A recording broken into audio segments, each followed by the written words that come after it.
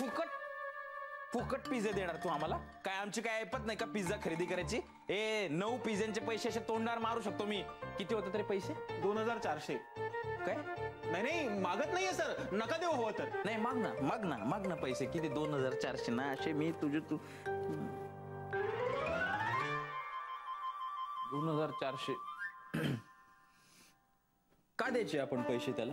का द्यायचे? नाही म्हणजे आपण पिझ्झे घेऊ, माझं पोट भरेल पण मन नाही भरणार ना. केसच टाकतो त्यांच्यावर. नाही पण आम्हाला खायचं ना रे पिझ्झा.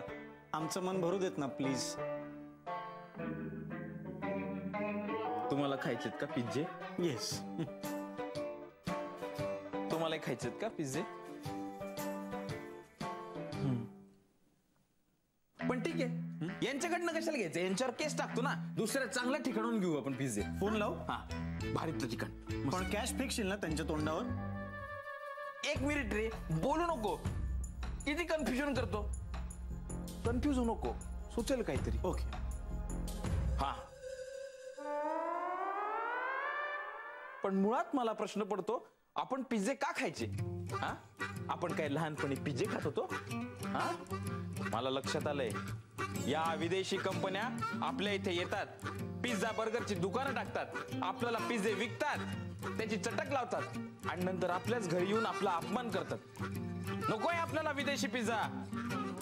आपल्याला आपली देशी भाकरच बरी. रेश्मा, टाक भाकरी. कालची शिळी भाजी अशी टाकू, मस्त तेल वगैरे तडका मारून चटणी टाकू, खाऊ देशी पिझ्झा. विदेशी पिझ्झा हटाओ.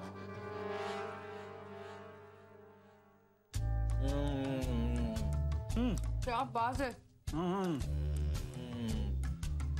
स्कॉलर, मला हे अजिबात पटलेलं नाहीये. या घरात ज्यांनी आशुतोष शिवलकरचा अपमान केला त्यांनीच दिलेले फुकट पिझ्झे खाताय तुम्ही. फुकट नाही, पैसे दिले आम्ही. पैसे दिले? गरम आहेत का रे पिझ्झे?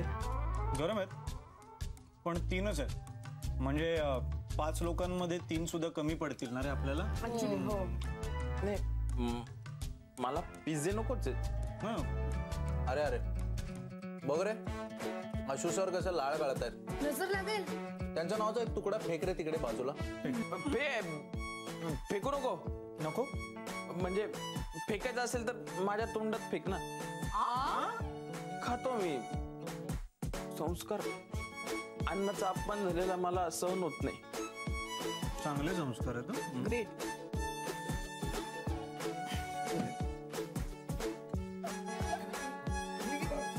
मी काय म्हणतो आशुतोष, तू हे पिझ्झा वगैरे कशाला खातो फालतू? हा, मस्त रेश्मा तुझ्यासाठी भाकऱ्या बनवेल. हो. आणि मग त्यावर तेल घालून भाजी वगैरे घालून खा ना मस्त इंडियन पिझ्झा. नको उफ रामलाल, तुम तो पिझ्झा के लिए टॉमी बन गए.